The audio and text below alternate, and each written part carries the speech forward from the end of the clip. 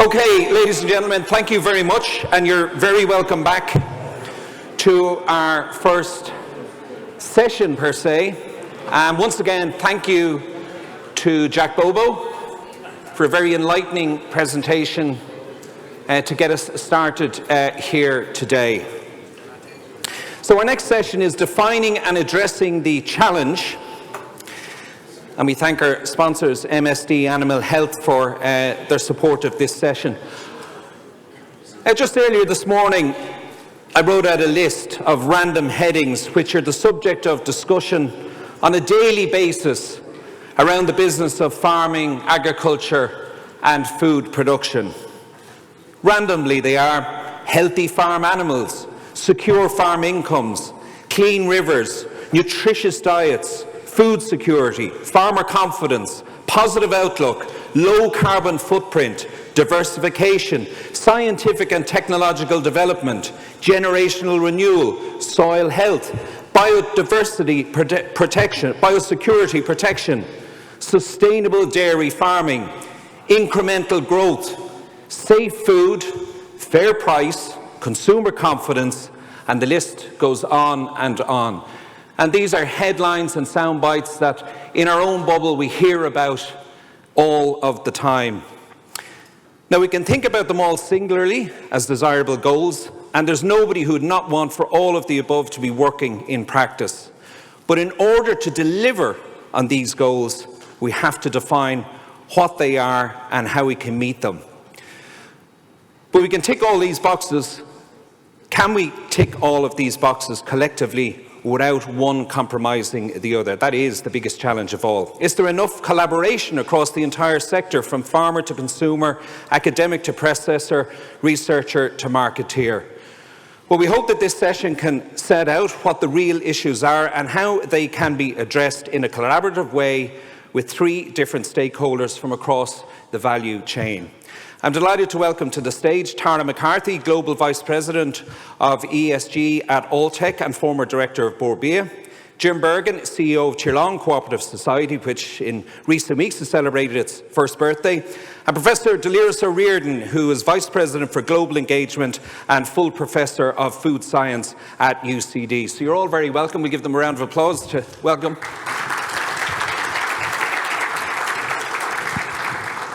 And Jim, I might begin with you. I suppose the elephant in the room is my old career coming out in me here. We have to address the news yesterday from the Commission.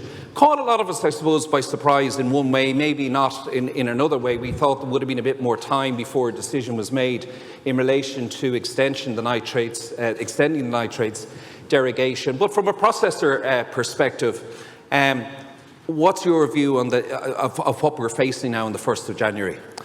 Yeah, I think the first thing is that this issue of items being socialised, and this one has been around for a while, is creating an incredible level of stress at farm level. And it's causing farmers to do things that in some cases are uneconomic, like renting land on long-term leases for €500 per acre and not knowing what the market is going to give. But yesterday, I suppose, was the culmination of a fear that we have had for a period of time. And yeah, it did come a little bit earlier than we thought, but now it has come. So consequences now, farmers will continue to acquire land or to rent land on long-term leases. And the battle for land is at a very, very high level, so we're worried about that. A high percentage of our farmers, so 30% of our farmers are between 250 and 220, so they're affected. About 60% of our farmers in total have beef cattle on or dry stock on their farms, and an obvious step now is to remove those from the farm. So where are they going to go, and what impact does that have on the beef industry? And the ultimate then is the possibility of reduction. And my concern, and I would defend dairy, of course, as our main enterprise, but also we're the largest grain buyers in the country. My worry is that the science of what actually is possible on the rivers hasn't been done. So everybody talks about reduction, and farmers are affected by that, of course, because it affects their income. But nobody actually has set a baseline to say, what can farmers implementing best practice policies on nutrient management and water quality management actually produce? What levels can they have? And that's what we should be fighting for. And I need to see the science on that between the various different enterprises. And I would be a little bit afraid that in this kind of rhetoric of discussion, that we go below the level of production that we possibly can achieve. But was there a little bit of complacency? I mean, the EPA report was there. The Commission looked at that report. They listened to all the views and they made their decision, and they will say they made their decision based on the facts. So what do you say to that? I think the facts are, we have to take them as they were. So from that point of view, I don't think we can dispute too much the fact that we haven't made enough progress and that the water quality is what it is. And I think, to be honest, debating the science of that at the moment is probably futile. But we do have to remember here, and this was some of my intro, this is the most complex transition that farmers possibly ever have been faced with. And I've gone through 3 transitions before this one, from being a young chap, seeing the growth in milk and the focus on automation and quality back in the 70s. I've seen the quota era, 34 years of a focus on efficiency and consolidation at farm level. And then I've seen the massive expansion over the last number of years from 2015 to 2021.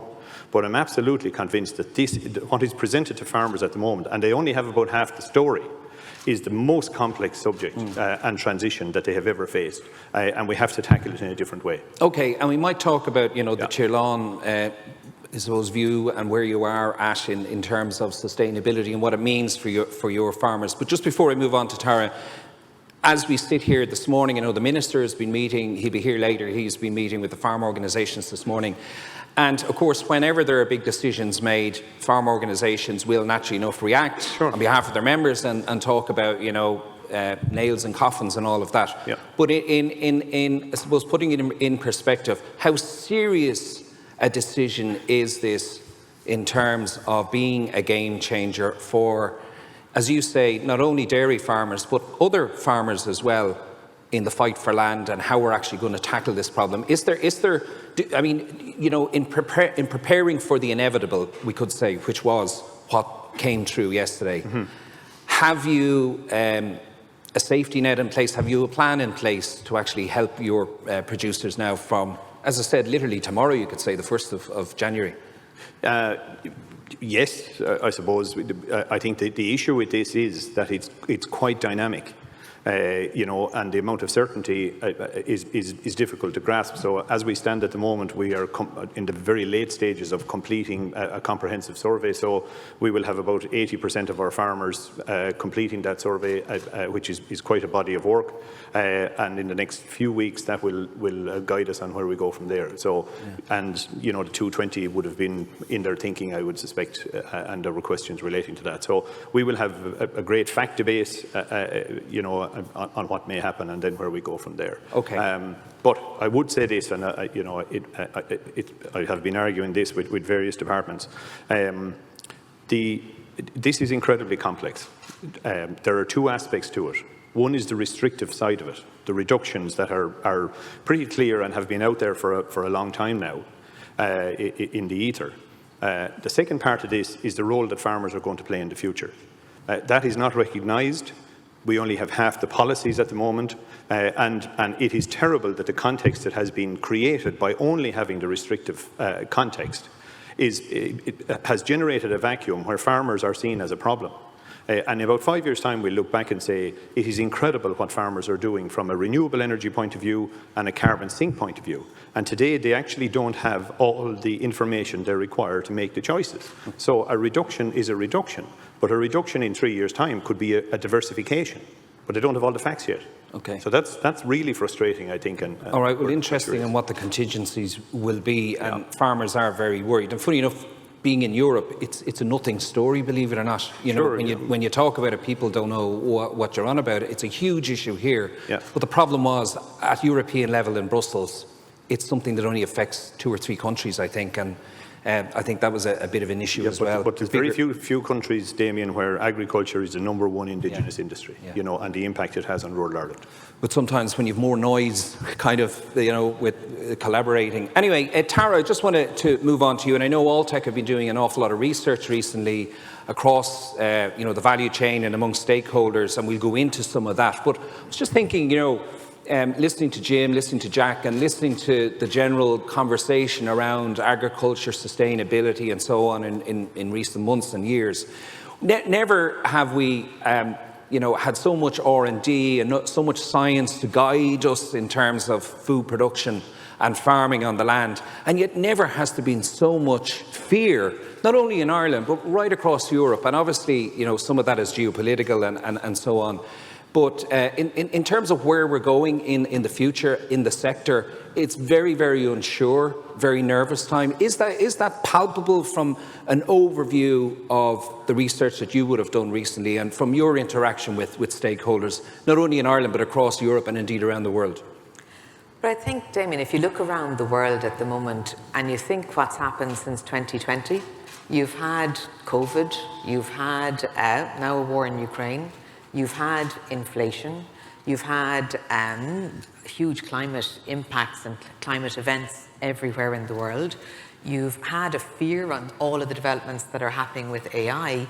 So, of course, I think the world, not just agriculture, but the world is trying to navigate crisis after crisis after crisis. COVID thrown in as well as exactly. Another issue. So, and to me, it almost started with that. That seems to be in a line in the sand of everybody's world changed there, and then that disrupted supply chain, then the inflation, then the how do we behave, all of that's happened. And, you know, we're all trying to navigate this back to the new world, but the new world keeps shifting, and it's like you're walking through treacle in some instances, and yet the world is passing you by in others. And that was one of the big motivations when Alltech was looking at that, and that if we look back in 2019, we launched a big vision called Planet of Plenty. And that big vision was with a concept that you'd have the world working together to have nutrition for all, to revitalise local economies, and to replenish our planet's natural resources. Pretty big thinking from a 2019 vision that was shared out there. And then you had COVID, and then you had everything else that I've just mentioned. So I guess the motivation for us reaching out to the value chain was to actually temperature check what is happening in the world, who's understanding sustainability, and what do they understand by it at this stage. So when we reached out, to your very first point, there's huge disruption and upset. Like, we were having figures of 88% of our own value chain. This was, and who we spoke to, 2,500 respondents across the complete globe, everybody from dairy farmers in New Zealand to Ireland. You had aquaculture producers in Chile, across the globe. You had NGOs, you had investors, you had retailers, food service operators, feed mills, etc. Everybody that we want to know their opinion of and that impacts our world. And what they said to us was, 88% of them said the food system is vulnerable. And it's vulnerable because of the Ukraine, because of COVID. It's really shown them how vulnerable it could be. To Jack's point, they're not saying it's broken, but it's a vulnerable system at the moment. 78% of them said climate change is going to make food production more difficult in the future.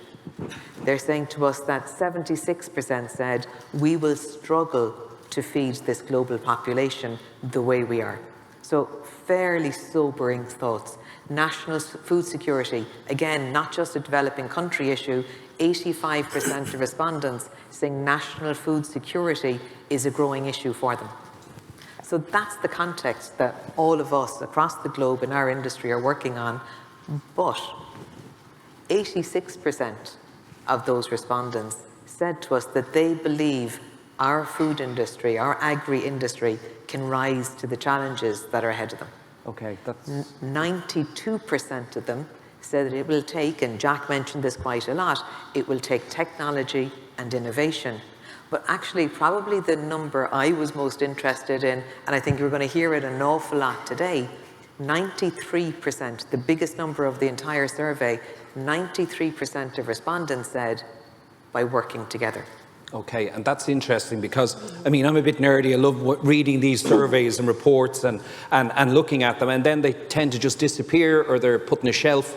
So in terms of taking action as a result of what you've discovered, for example, from an old tech perspective, I mean, that's great, fantastic to get all those insights, and we can, you know, I suppose, stroke our chins and clutch our pearls about all the figures there. But what do you think we can do now? How can we actually harness what you have seen in those results?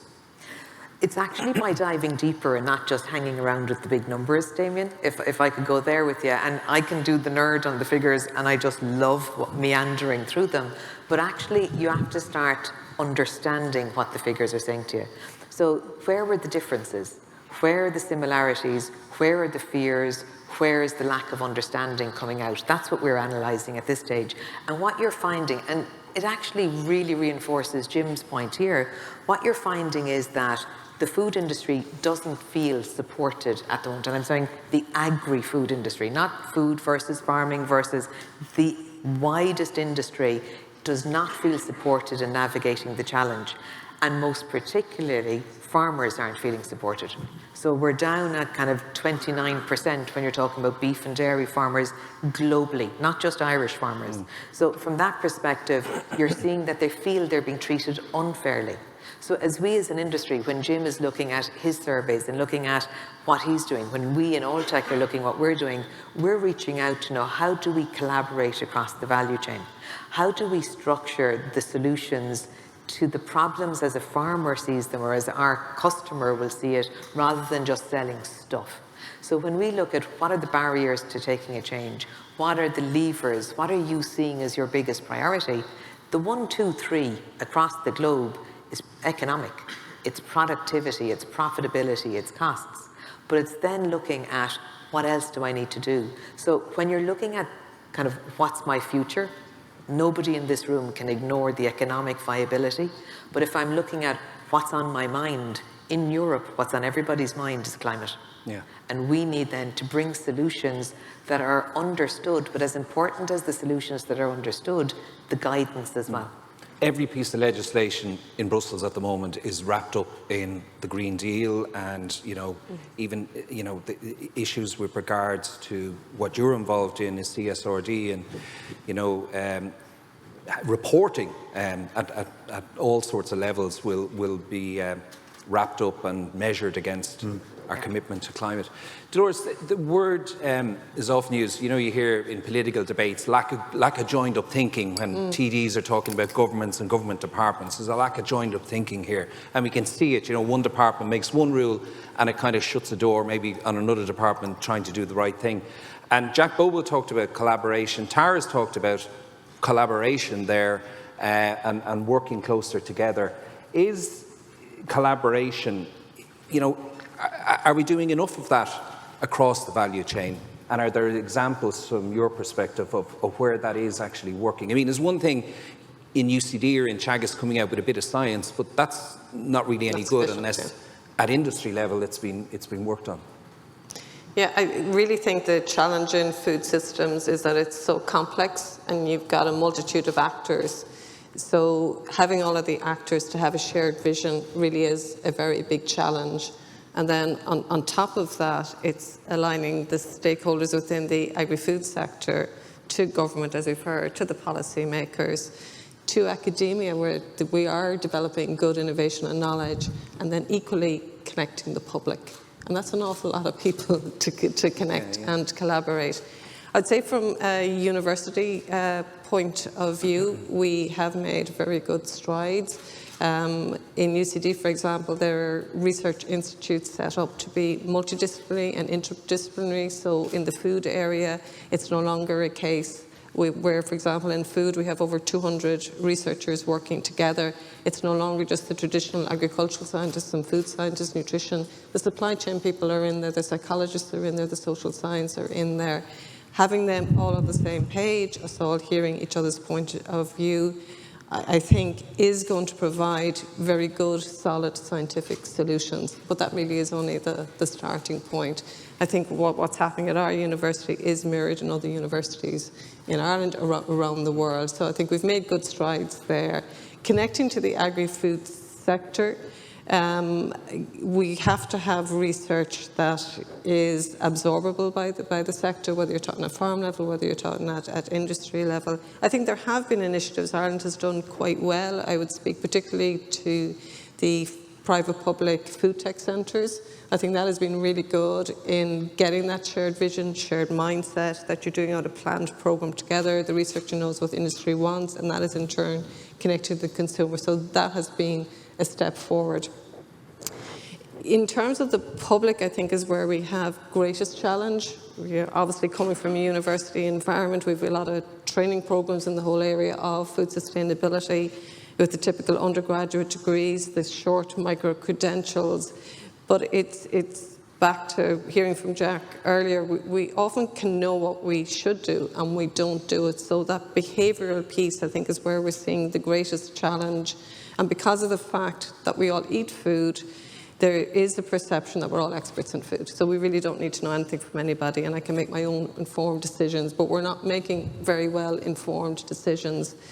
So I think to have active learning is one way of increasing that collaboration. An example that we've just started on our campus is a sustainability hub, and having a revolution farm that is looking at utilising waste, growing crops, converting the crops into value-added products. And it's live, it's active, it's giving students an understanding of what we mean by circular economy in the food area. They're living it, they're breathing it. They can do it as part of their credits, whether they're studying music or arts.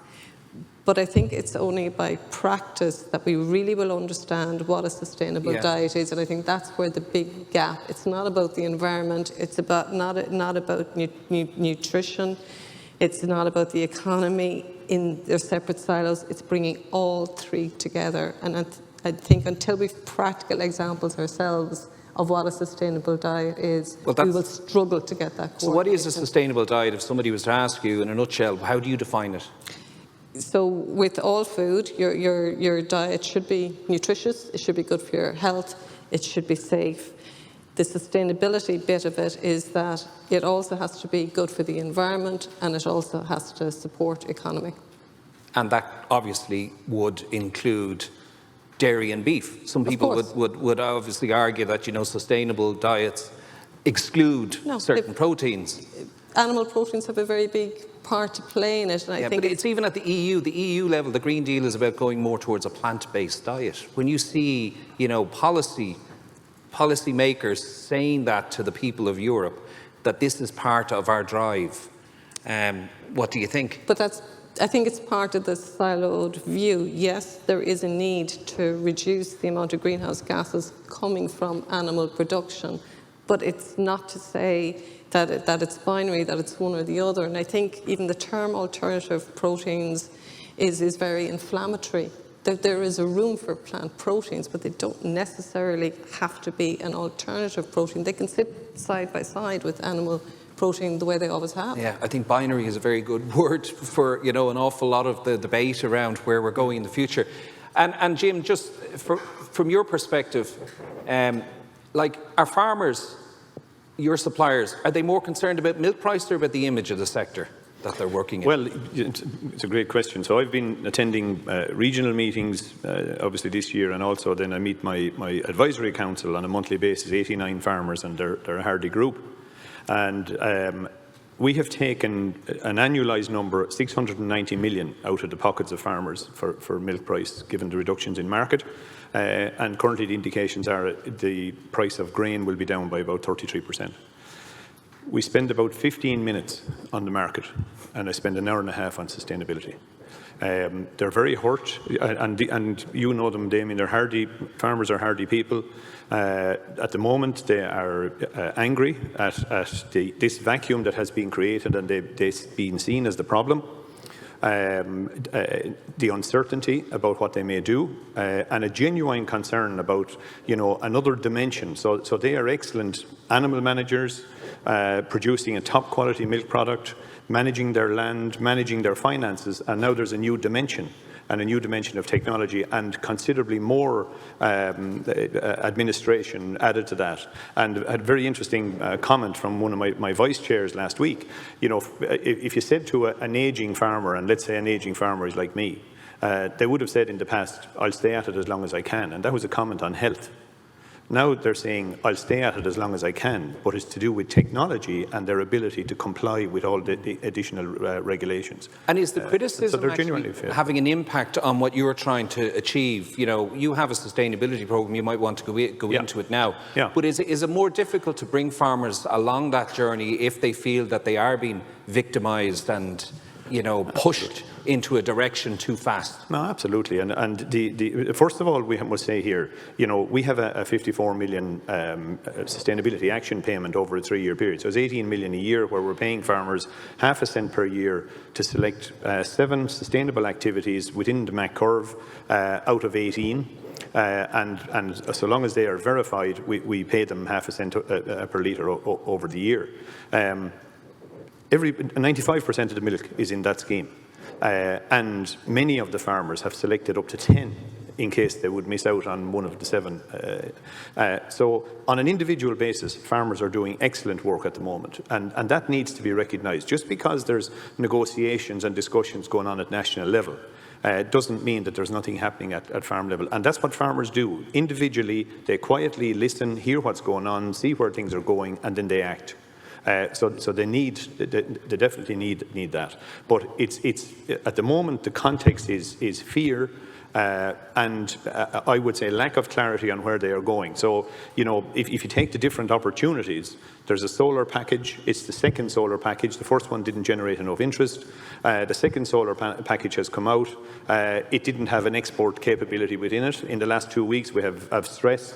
Stress has export capability within it, but it'll be the end of the year before we find out what they'll be paid for the export. So if a farmer is doing a business case, you know, how do they build a business case when they don't get all the pieces together? On anaerobic digestion, for example, other countries are miles ahead of us. We actually don't have a policy on anaerobic digestion. Well, even north of the border, absolutely, they've 90. Yeah. They've 90 units north of the border, and again, you know, like to look at the vision for the future. We were in California in October looking at anaerobic digestion. And we went onto a farm, and the farmer said, we are powering the port of Los Angeles because all the vehicles were using biofuel. Now imagine a situation in the future, which is eminently possible, that the farmers of Kilkenny County could be saying, we are powering the city of Kilkenny. It's only 30,000 people. But imagine the positive communal benefit of that, you know, compared with where we are today. I think there's huge appetite in terms of renewables. Probably, dare I say it, over forestry as a you know, an alternative in that regard. If you're task farmers on the ground, I know ICOS had a very successful event last November where there was huge interest in that. But again, is it a policy issue? Because you look at countries, as you said, like Italy, for example. I mean, they, you know, almost overnight they have managed to develop a fantastic renewable anaerobic digestion sector. We're flapping around about this for years and years. Yeah, yes, and you know, we do have a government of 3 parties. That's probably very, very common now. But you know, varying philosophies within that, and it's not easy then for various departments to have aligned policy positions and to make progress. Well, if Italy can manage it of all countries, they've been good at celebrating their differences for years. But it does highlight, you know, my biggest bugbear at the moment, and that is that when you have, you know, different philosophies at government level and different departments working on it, when you look at this through the lens of a farmer and you're watching policies, first of all the negative policies and then the positive ones beginning to unfold, the level of confusion for a farmer and the impact of all the messages that's coming out is awful. And I would have run, you know, many change programs within the organisation over the years, you know, and the first thing you always do is you create the future. You say, look, we can't stay where we are because, and we have those burning platforms today, and you know, but if you don't create the vision of the future, how can people know where they're going? And the policy change framework, which has worked, and I deeply respect the people who are designing these policies. They work incredibly hard. The approach has been, I'm sure is universal, is that the policy framework is set and that money is given for the investments required to achieve it. What is missing here is change management, good change management practices that will deal with the human transition that has to happen. Okay. And we would invest, we always in big projects in Tirlawn have an organisational readiness plan, no matter what construction or change in factories or whatever, that organisational readiness plan. And here, because when I see, 89 farmers that are feeling afraid or feeling hurt, that's unusual. I have to say, deep down, you'll see all the negotiations at the top level. But I've never seen them as uncertain and hurt over where they are at the moment. Okay. And that takes change management principles. Okay, and we might just talk, I mean, we do know what the challenges are and we do know what the solutions are. There's no doubt. It's probably about being able to communicate that collectively and working on it. And I before I go back to you, Tara, on that, I just wonder, Dolores, I mean, you're in UCD. My own daughter's going into 4th year doing ag science and has had a great time and worked with Tara earlier this year on work experience. I mean, there's a lot of young people, obviously, the ag scientists of the future, coming along. It's a very popular course, obviously, that's run there. But do you detect, this sense of worry and concern about where the sector is going and about students maybe wondering about what sort of a future am I going to have here when, there's so much change happening in terms of the, climate challenges and that may change the way we farm in this country. What do you hear, just anecdotally, from younger people? I think one of the key drivers of selecting a course is sustainability at the moment, and I'm talking about globally. So recent work that we did showed that when a student is selecting a university, they're not only looking what's on offer from an academic point of view, but they're also looking what environment the university is working on, how sustainable it is. It influences 80% of students making their choice and actually dictates 27% of students as to where they will study. So sustainability is absolutely huge in their minds. Again, it's back to, I suppose, what Tara was saying about globally, what Jim was saying about the learnings from California. It depends on where your student is coming from, and they will have different views. So, for example, concerns about the dairy industry that we see in Ireland, and typically the scapegoating of the farmers in particular. If students are coming from other parts of the world, for example, if you're coming from China and Japan at the moment, dairy is good. So they have no such concern. So the food industry is one they see as very buoyant, they see it as very progressive. So while you could say they are very concerned about sustainability, primarily from an environmental point of view, but I think there's never been a better time to be involved in education in food, because we are facing the challenges that are there at a global scale. So kind of seeing I suppose, locally, yes, they will be aware of what's going on from a dairy and a beef point of view, but looking at the bigger picture, I think there are great opportunities to be studying food, and in its broadest sense. And the courses are there that you're not focusing on. Yeah. You can study, for example, next year we'll have sustainability in food, BSc. So they're the kind of courses that they're excited by and they want to learn more about. So I see it, despite the concerns about sustainability, they're seeing the opportunities to continue to get involved and study in the agri-food sector. Yeah. And Tara, just tell me a little bit more about your role, because sustainability reporting is coming down the tracks. And can you explain maybe what that will mean, the whole taxonomy area and corporate sustainability reporting directive, and what that will mean for the entire value chain from top to bottom? No. well, I'm just to be honest with you. Well, it's a direct. I'm talking about sustainability, not to go, but it is coming down the tracks where corporations, co-ops, organisations will have to prove, that they are in the same way they'll be audited in terms of their sustainable credentials, right from top to bottom. I just wonder, is the sector and the people that you're dealing with, are they ready for all of these, I suppose, audits that will be coming down the tracks? It is hugely complex, and the idea of being able to tell everybody's perspective from everyone, I'm challenged by telling just the old tech perspective on this one. So, but when you look at it from a very serious note, you need to know the impact that you're having from your business. So you need to understand what your scope 1, your scope 2, and your scope 3 are.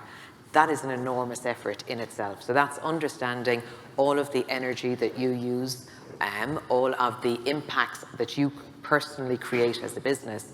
And then when you get into scope 3, you're going up your value chain, down your value chain, trying to get the impact of the goods that you have sold, their impact on the environment, the goods that you have bought, their impact on the environment. So there's 15 different classifications when you're looking at that scope 3 repertoire that you're trying to create numbers for. This isn't a file that you can just take down and open it up.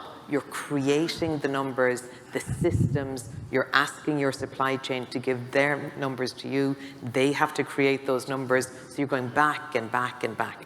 So it's immensely complex.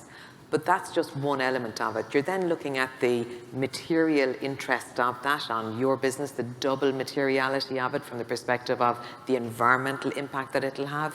You're then looking at the social scope of all of the issues that you're facing, from worker voice through to the gender equality, the social issues that you're trying to navigate.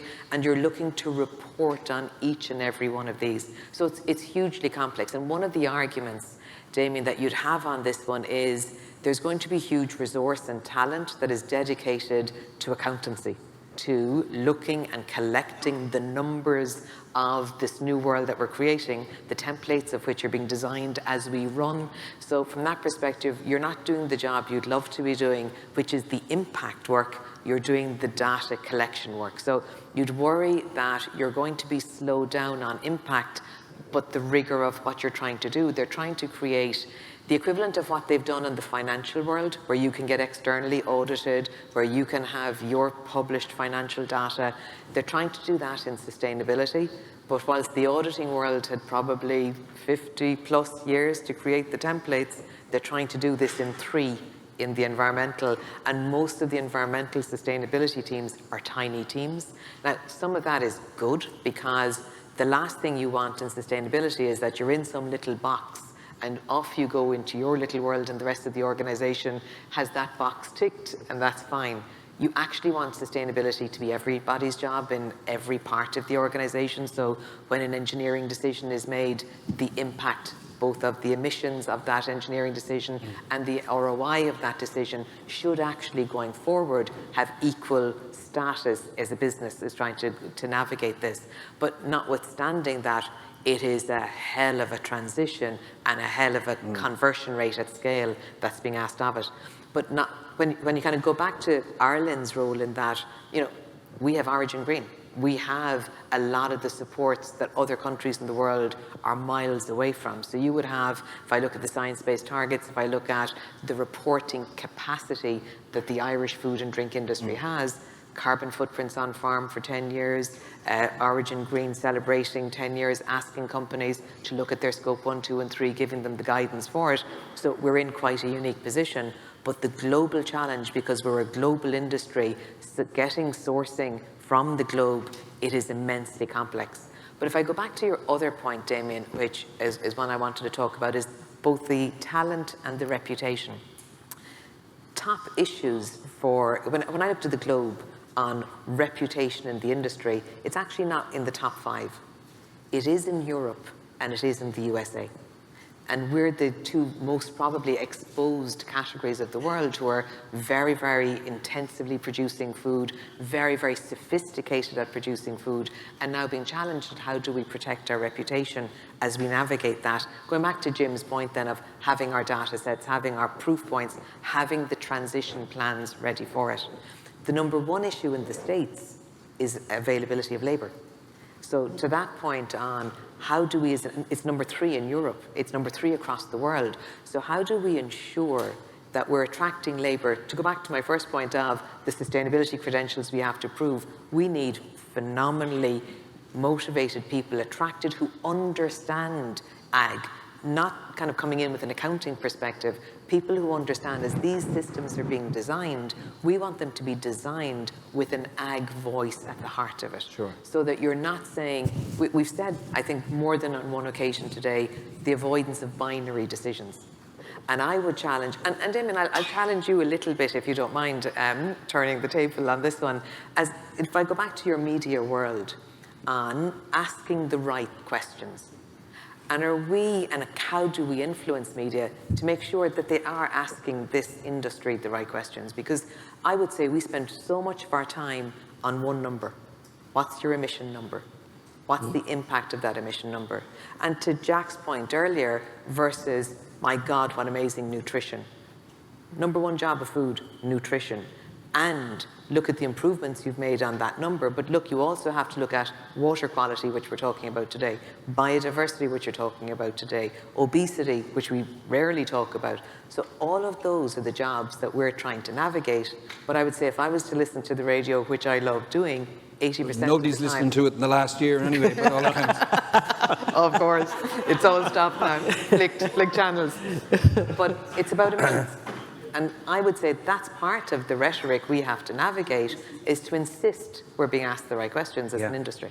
Okay, we might come back to that area, and I know it's something that Jim might want to talk about, but if we have any questions, I'll just, if we have microphones going around, just let us know by tapping the mic that you have somebody, and we'll go to the floor, because I'm sure there are lots of questions for the panel.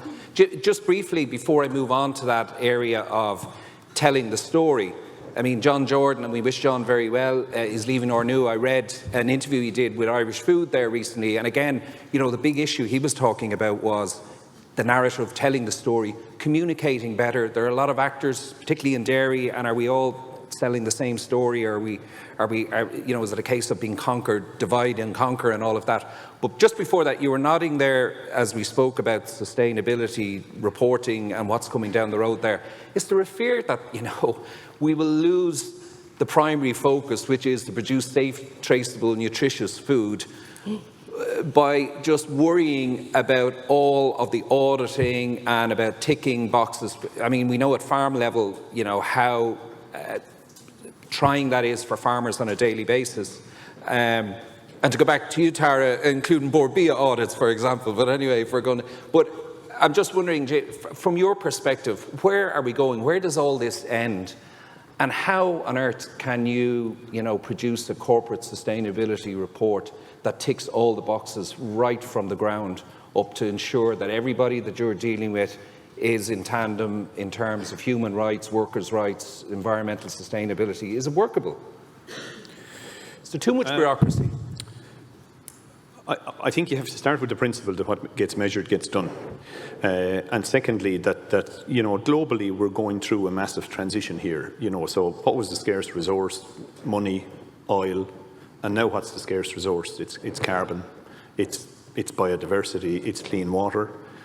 So that transition has to happen yet, and it's going to be a very painful transition over a number of years. I keep talking about Maslow's hierarchy of needs, and I think, where the US and Europe in particular, a lot of people are dwelling in the self-actualization half of that they need to go to Lanzarote 4 times a year for the sun, or, various things like that I think that, the things that we take for granted, like food, heat, housing, that they will be based on scarcer resources, therefore they will be more expensive, so there'll be less money for the top half of this pyramid.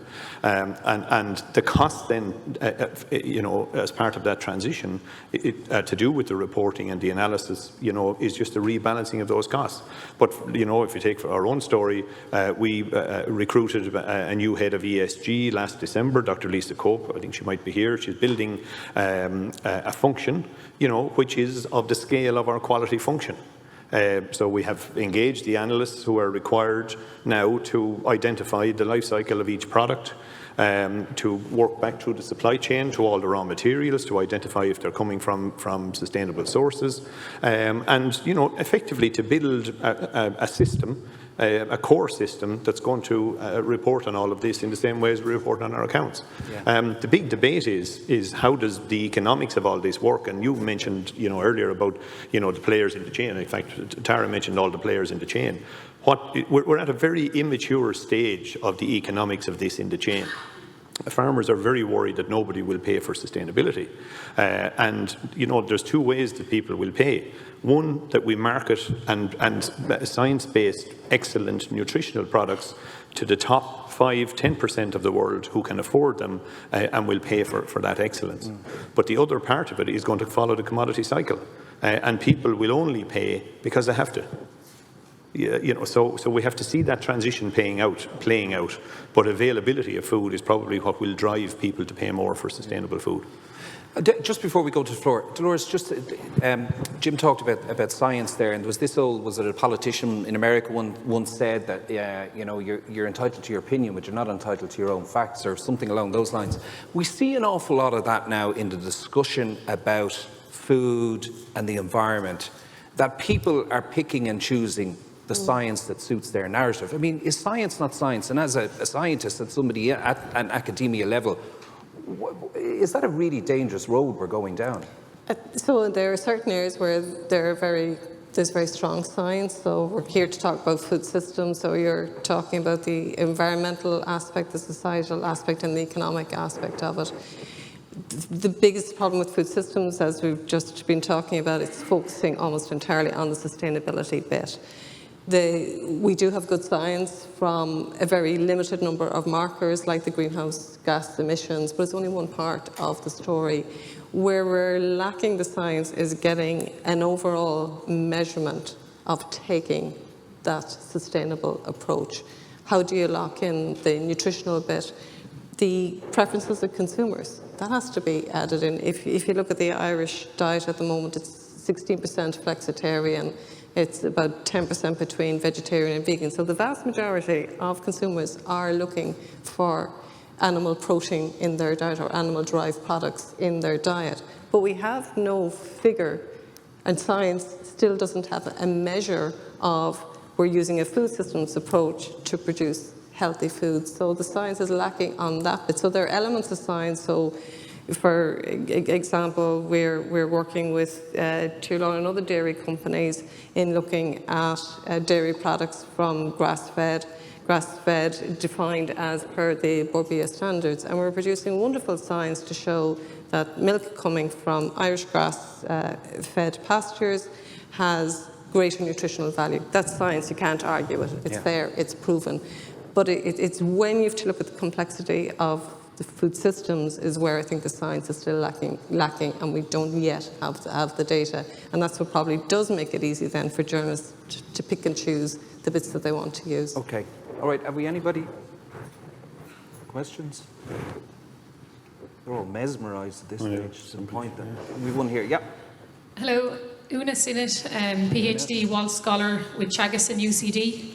I attended the European Association of Agricultural Economists last week and presented some work at it.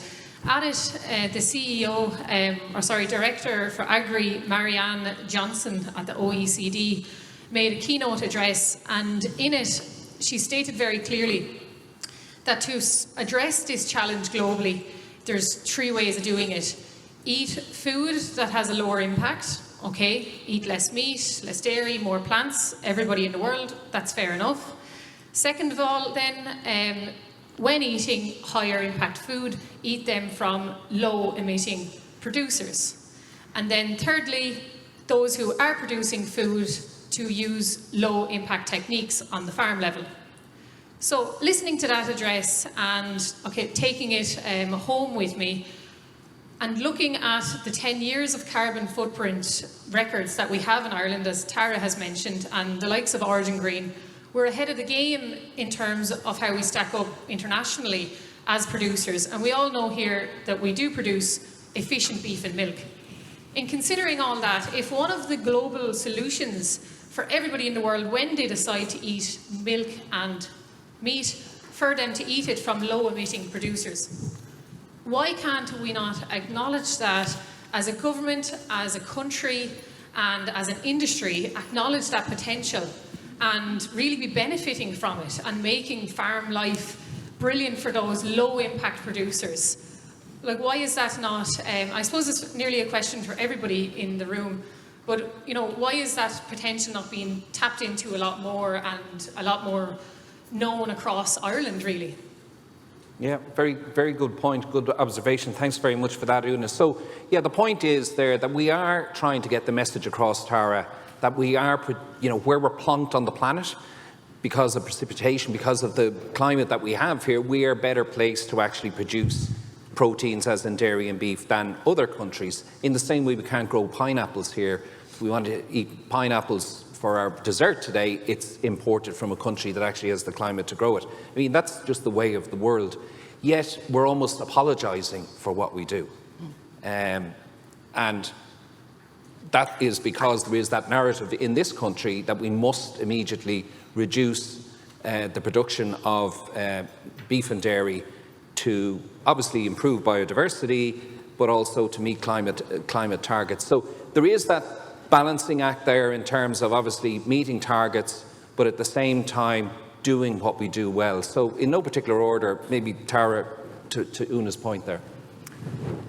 Damien, I challenge the premise of where we're going with this kind of line of questioning, to be honest with you, because when I look at our exports, we export 90% of what we produce, particularly in our beef and dairy, and I've never met an exporter who's gone in apologising for anything. Like, we go out with our best foot forward, with the data sets that we have, with the image and the numbers of our low emissions, with the fact that we are a premium quality. We are on the Michelin star restaurants. I hope you're seeing them over in Brussels. And we're eating really, like, we're producing really well, but we are telling the world, like, you go to the US and Kerrygold is not apologising for anything. It is a premium butter, #2 market share, #1 imported butter. Who's apologising? So I would not get confused with an internal debate that we're having in this country and the global impact that our food industry would have. And then, Una, a brilliant point, but the other piece on the OECD is, what coverage did those 3 points get anywhere outside of that conference when you're saying instructions to the world on how we turn up? And I would say that, go back to that Planet of Plenty vision that Alltech launched in 2019. Working together for a planet of plenty, not taking pot shots at each other for it. Working together for a planet of plenty is the only way we're going to navigate this. And it's putting our best foot forward rather than spending most of our time discussing our detractors and how bad they are. Would be my opinion. We focus too much disproportionately. And Jim, that's why you end up at a meeting having to listen to farmers worried about something that the vast majority of people, according to Eurobarometer stats, for example, in Ireland, they support farmers and they buy their produce every day. And as Tara says, we're exporting to 180 countries around the world, 14.5 billion euro worth of food and drink. Yeah. So do you say that to your suppliers? Yeah, just forget about the noise and get on with concentrating what we do so well? Yes. But it is always very, very important to understand the circumstances that you're in at any point in time, and I would 100% agree with everything that Tara said, as I always do. There's different things playing out here. So there's the dairy beef versus plant, which is a little binary, but the flexitarian actually is the one that's growing. So that's good, just to see that people understand a balance within that. The second aspect is the international context. From an international perspective, Ireland has one of the lowest, if not the lowest, for example, kgs of carbon per kg of milk. And we can market the hell out of that, and we do. And then there's a national issue. And the national issue is that because of the industrial matrix or portfolio that we have in this country, agriculture happens to be a very high percentage of the total emissions, and therefore we have a bun fight. And I would, go back to the media piece again. I think the media plays that up, very, very significantly, and doesn't give the recognition for the exported excellence that we have, whether it's through the Kerrygold brand or any other brand. And that's really why we in Ireland have this issue, and why maybe the arguments are too extreme for where we're at. But that's interesting, to hear from an international perspective, and that we tick all those boxes. Yeah, look, when I hear just transition, I get a bit upset because, I would, call out our politicians a bit as well. Like, we do remember, back through the years where the Irish case was fought extremely hard in Brussels, and the unique situation and advantages that we have here were recognised, and the dependence on agriculture was well recognised. Now that's diluted at the moment because of foreign direct investment, but agriculture is always here. And the question is, within this just transition and nobody being left behind, I just wonder, for example, when it comes to the retention of the derogation, will there be that open-mindedness that if we're doing our stuff here and proving that we can produce at the levels that we are producing at, will that unique set of circumstances in Ireland pertain? Or will it be, slide rule kind of policies across the board? So I think that's where we have to put our pressure. We have to deliver. We have to prove scientifically that we can operate at the levels that we are operating in, continue with our top-class nutrition and the advances of science, and then fight our corner really hard. Okay, Dolores? Listening, I'm wondering, should the media come and take some of the UCD courses with regards to sustainability, particularly the micro-credentials? I do think the reporting is imbalanced, but that said, it's back to the point. It is very complex. It's very difficult to get your head around all aspects of it. I fully agree from a global point of view. So my role in UCD is global, and I can certainly say there's no university in the world I don't go into where the first thing they want to talk about is the quality of food from Ireland. If they want partnerships in terms of science, they're recognising the reputation that Ireland as a whole has from a science point of view in the whole agri-food sector. So I think we have a lot to be proud of, and if we can just shift the dial and get the balance back to the food systems approach and not just focus on the environmental aspect. Yeah. And equally well, don't just focus on the local aspect. Our ambition is to increase our exports all around the world, and we're doing really well at it. Yeah, and I suppose it is about communicating that a bit better. I mean, we're preaching to the converted here a little bit today. At times, you wish that, some of your detractors could actually be here to hear all that's going on. Any more questions from the audience or points? Yeah, okay. We still have a few minutes left this session. John Culreevy, Meat Technology Ireland. I have a question possibly for Dolores, but I think Jim could probably contribute to this as well. In my previous world, I was in fine chemical world, and we wrote the directive for architectural paints out of Ireland 25 years ago. And my experience of that was that the ideals attempted to override the science, where a drop-in solvent was what the push from the ideals in the project were, but the science played its role and explained that if you reduce solvent, you get a third of the lifetime of the product. So that was my experience of that, where the science really delivered a very good directive. But my question is this: listening to Tara in terms of the way the world has changed in the last 2 years, my concern is the time taken for the science cycle to answer the question. 2 years is not the time to do it. And the other question I have is the role of the scientist in speaking and in policy. And we have an example of that in meat, where Professor Alice Staunton challenged the global burden of disease with EAT Lancet and achieved a rebuttal and fundamentally challenged the science. So my question is, a concern. Jim said the directive and the data on the waterways is just not there yet. So my question is the role of the scientist and the skills and supports the scientists need in terms of engaging on policy, so the decisions that are critical can catch up with what we know is fact. Dolores? So thanks, John, and I had planned to talk about that in my little pitch. So certainly I think one of the most important roles of the scientists is to influence policy.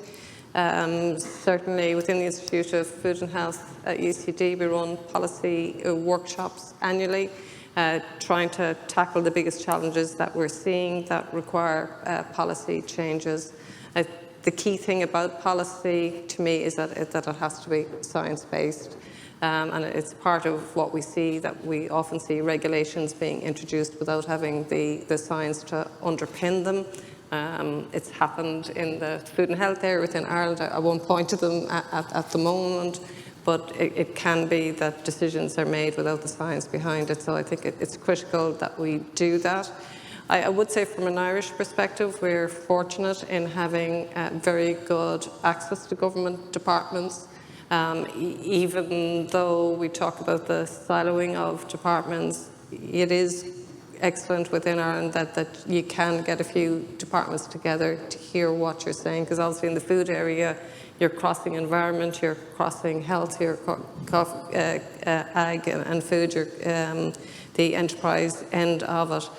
So I think it is a key role of a scientist, and would like to see more of it. But I think Ireland as a test bed, we do quite well. You know, certainly talking to my European counterparts, they wouldn't have the access to government that we would have. There is an opportunity for scientists to be involved in advisory boards in Ireland, in Europe, and we see a big uptake from the science community in giving up their time to share that science. So more is needed, but I think Ireland is getting on the right path from that perspective. Jim? Yeah, look, we can't get away from the role of science. I think what's unique about this current situation is that, you know, measures, science and policy are all embryonic. So when the people who create the frameworks are finding their way, it's very difficult, and we can, you know, and then there's a very fixed target on what we have to achieve here, because we need to achieve those things. So it probably creates a more dynamic situation than we would like, and that's why the human element of it is so important, that we work with people and recognise that the certainties of, like, if you compare that with the growth era, for example, we could ask our farmers, are you going to expand? And the farmers said, well, I have a good bit more land that I didn't use, I can buy X number of cows, there's a price on that, and there was a high degree of certainty around the inputs to that decision. When you look at things now, you know, there's a high degree of uncertainty about various things, and it's evolving every day. So they just need a lot more minding than they did. But back to the role of science, there's no question that science is fundamental to this, and what society and our CSRD and all of that requires is measurable, reportable and verifiable. Yeah. So sometime in the next decade we'll arrive at maturity where we will have, you know, a concrete foundation for all of this. But in the meantime, we need to mind people through it. Yeah. Tara? Yeah, I think the science is fundamental. I think from an Alltech perspective, it's the basis of everything. That's the Bioscience Centre is built here. It's also that science is going to be a huge opportunity for the innovation that we need for the new solutions, and making sure that that innovation conversation, the new solutions that are being developed, like we have an applications team, we've got a original research team in Dunboyne, that they're talking throughout the industry to make sure that the solutions are very much aligned to what's acceptable, what's the could and the should and everything are part of it, but it's aligned to what the appetite for Ireland is as well. We're finding that there's a lot of commonality across the globe as to what the barriers are, what we're all looking for solutions as well. But it's trying to make sure we stay close, I would say, to the policymakers globally, because so many of the decisions that Ireland's policymakers are making are responding to other regimes as well. So we need to make sure that we globally are engaging our scientists with policymakers and having that collective voice getting through the system. It's hard to believe that is not just the actual case, the norm, that, you know, before decisions are made, that science will be consulted. The fact that we and we're seeing it even at European level within the Commission, concerns that, you know, ideology is kind of trumping science in terms of decisions that are being made, and that even, you know, the views and opinions of lobby groups and other stakeholders just are not being heard anymore. It's a case of ideology. I mean, you see at European Commission level now, you know, there was a time when every decision that was being made that affected what everybody in this room was doing in the agri sphere went through DG Agri. Now it's going across several different Director Generals, and it's only a small part of the policy that's been made that affects farming is actually going through the Agricultural Commissioner, or that the Agricultural Commissioner on their watch, which, I mean, that's interesting, isn't it? Well, it is. Even the decision yesterday is nothing to do with DG Agri, really. No, but even if you apply it to the EU political system or apply it to the Irish political system, I think the critical issue in agriculture is somebody looking at it from the lens of the farmer. That, you know, if we want to have a transition, and farmers are the people that we want to influence and encourage and motivate through that transition, we need to look at the world through the lens of the farmer and say, well, you know, how is this going to impact that transition? And even though there are numerous departments working on policies, somebody needs to just grab the outputs and say, well, so how is this going to be phased? What are the impacts going to be? You know, and how can we create as much certainty as we possibly can? I think that's very important. Could I make one other comment, because Tara touched on, and that is the role of the circular economy. You know, and in Ireland, I think that there is significant opportunity for that here. You know, and if you combine it with the production of renewables and how that plays back into the nutrition of the land, I think there's a lot can be done from a science point of view. And then we look at precision fermentation and how that can play out, you know, in some of those areas. So that's science, not alone as a basis for policy frameworks and influence. I think, you know, I think that's half the story, but the innovation side of it, the creation of more food, you know, through the application of science is the massive opportunity. And our sector, from top to bottom, is perfectly placed to deliver on that. Tara? I just wanted to reinforce Jim's point there on that farmer-centric model, because I think throughout the year we've all talked about the supply chain disruption, the challenges of that supply chain. From the agri-food industry, the farmer is the supply chain. You know, without them, there is no supply. They are the #1 priority there. And if they're not protected, if they're not navigated through, it's all for naught. Point one. Point two, if I look at those scope 3 emissions, that whether you're McDonald's, Tesco, Nestle, that you're trying to, if you're touching agri-food, very often 90% of your emissions are in your scope 3. And the greatest lever who's holding a lot of the cards on helping companies reduce is that farmer. So it's trying to realize the construct to make sure that the lens we all need, and kind of, I keep going back to this working together concept, but just to kind of wrap up in that space, the lens we all need is it starts and ends at that farmer. And if we can protect, we will get to the right number in the end, the right behaviours, the right policies. But to Jim's point, the farmer centricity of it is a fundamental play. Yeah, you're only as strong as your weakest link in that regard. We'll take one final question. If there is anybody that wants to put a point to the panel, no? We'll have lots of opportunity later to talk to them. So, look, we're coming near the end of the session. I think we must go back, you know, when we talk in the context of the importance of supporting the sector, how important it is to this country. You look at the figures in terms of exports. You think about the young people coming into UCD wanting to be part of the process. You look at the success of our co-ops and Tír Lawn being a prime example of that, and, you know, I suppose maintaining rural communities. But I also, and we have to continue with that. That's our primary focus, is obviously to sustain rural communities, sustain farmer incomes, supply, you know, countries around the world and ourselves with safe, nutritious, traceable food. And we do that without question. But we go back to the point that Anne Randall's made earlier on. I mean, you don't have to read the newspapers. You don't really have to be a scientist to realise that we are in the midst of a severe climate catastrophe at the moment. So we have to bear that in mind. And while we might, I suppose, complain that we're getting a little bit of a hard kind of lash in terms of what we do, and that we're not moving fast enough and all of that, that is fundamental, Jim, to where we are going in the future as well. We can't take our eye off that ball. No, and I think certainly of all my contributions today are on the basis that we just have to deliver on this. We just can't get away from that. But the farmer is central to it. We've talked a lot today about food and nutrition, rightly so, because we're brilliant at it. But we also have to talk about the diversified model on farm in the future. And, you know, energy production in Ireland it has a high carbon level, and farmers are going to play a very, very significant role in both. Excellent nutrition and renewable energy generation.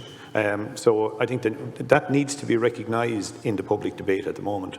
And as I said, if you're trying to manage people and help people through a transition, it always is a better situation when it's a pleasant experience, and we just don't want to damage the people that we have here. And I think that's underpinned in the results from the Alltech survey, that farmers, while they realise the challenges, they are absolutely 100% up for it and confident, and farmers are eternal optimists, if we want to put it like that. So just before we finish up, before we go, maybe I'll go back to you, Tara, and we'll work our way down the line here. Just what is your take-home message today to people here in this audience as we sit here on the cusp of all of these challenges with opportunities as well? What's the key message for people as we leave here today? I would say that our industry is up for the challenges ahead. I think that business models are going to change. I think there's going to be an evolution towards moves from technologies and services, looking at the role of data, which we probably didn't touch on an awful lot today, but fundamentally data, predictive analytics, etc., is going to be a fundamental toolkit of our industry that will be both its insurance and assurance going forward, to help it make the right decisions and then to get rewarded for those decisions. And I think the business model of value creation and value capture is going to evolve over the next few years. Alltech is putting an awful lot of time and effort into that model itself as it turns up differently going forward. But I think those three ingredients of technologies, data, value capture, to me are the ingredients of the reputation of our industry going forward as well, which has huge opportunities. Okay, Dolores? I think we're challenged to have the shared vision of a food system. So I think the key message is if we all think in terms of a sustainable diet and that we're balancing the social aspect with the environmental aspect with the economic aspect. It's a big ask, but I think we all have a learning curve to keep that at the fore of our decision making. And it's not one of those three, it's all three together we have to consider. Okay, and Jim? So, bottom line is we have to deliver here on the sustainability targets, no question around that. How we do it is massive. So I think that we require resources to manage the transition and to help people through that transition. We require as many of the opportunities to be set out in the policy frameworks as soon as possible. For example, the land use policy will be sometime next year. That land use policy is a massive document for farmers. They haven't seen it yet. So we need to get the policies out as soon as possible, all of them, and I know that people are working hard on that. And I think that from the perspective of the industry, we have to prove scientifically the levels at which we can operate, because we can operate at uniquely high levels, I think, in balance with nature. And I think the scientists need to work on that, to my friend in the meat industry. Okay, well, listen, it's been a great pleasure having you all here and giving us all of that fresh, contemporary insight into the various aspects of what you do. And I think, as we walk away from this session, we walk away full of confidence that, there are challenges, but there certainly are solutions. And that is key. We're not walking away worried. We have the solutions. It's a matter, I suppose, of focusing on what we're doing well and not worrying, I suppose, about the criticism, because you're never going to bring people from the margins. It's about us continuing to keep an open mind, as Jack Bobo spoke about earlier on, and as I said, focusing on what we do well, both at home and indeed, as Tara pointed out, abroad in terms of our international reputation. And hopefully that's the theme that will continue throughout the conference and into the future as well. So I want to thank you very much indeed, Tara McCarthy of Alltech, Jim Bergin of Tirlawn, and Dolores O'Riordan from UCD. Don't go anywhere. Our next panel we'll redecorate the stage here a little bit to make way for our next panel. But for the moment, thank you for your attention, and thanks to our panellists most importantly.